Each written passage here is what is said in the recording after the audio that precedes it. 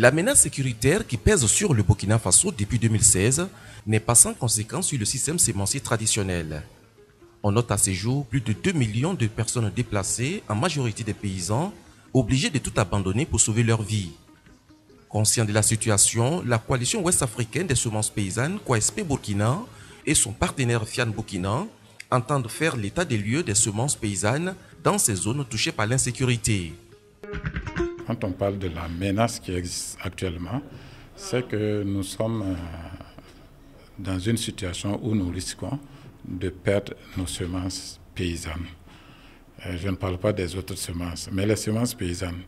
Au regard de la manière dont on les conserve,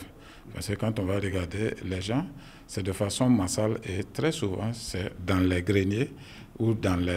maisons que les gens conservent leurs semences pour les reprendre en saison pluvieuse.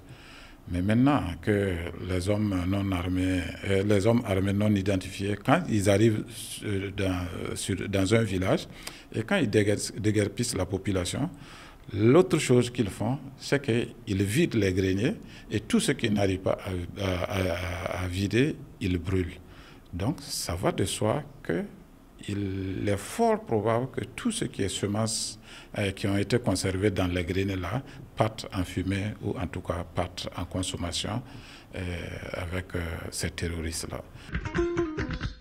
Une étude sera donc menée dans 6 chefs-lieux de région qui accueillent ces déplacés internes. Cet atelier auquel prennent part ces défenseurs des semences paysannes vise donc à peaufiner la stratégie à mettre en place et les informations nécessaires à recueillir dans le cadre de cette étude sur les semences paysannes auprès des paysans déplacés. L'étude vise à faire le point des semences qui étaient cultivées dans cette localité et faire le point des semences qui ont pu être emportées afin de définir les voies et moyens pour la reconstruction du système sémencier paysan auquel nous tenons vraiment. Ce qui sera fait, c'est d'aller dans les zones d'accueil de ces PDI-là, de discuter avec les personnes qui pratiquaient l'agriculture familiale avant l'insécurité et voir avec elles, est-ce que là où elles sont installées actuellement, elles arrivent à toujours mener leur activité de production agricole, comment elles accèdent aux semences, est-ce que ces semences-là correspondent à leurs besoins de base, ça veut dire est-ce qu'elles ont les mêmes types de semences ou de variétés de semences dont elles disposaient quand elles étaient dans leur localité d'origine, et aussi voir avec les hommes aussi bien que les femmes, est-ce que dans leur fuite, si on peut dire comme ça, elles ont pu apporter avec elles des semences paysannes et qu'elles arrivent à reproduire là où elles sont, ou bien est-ce qu'en partant,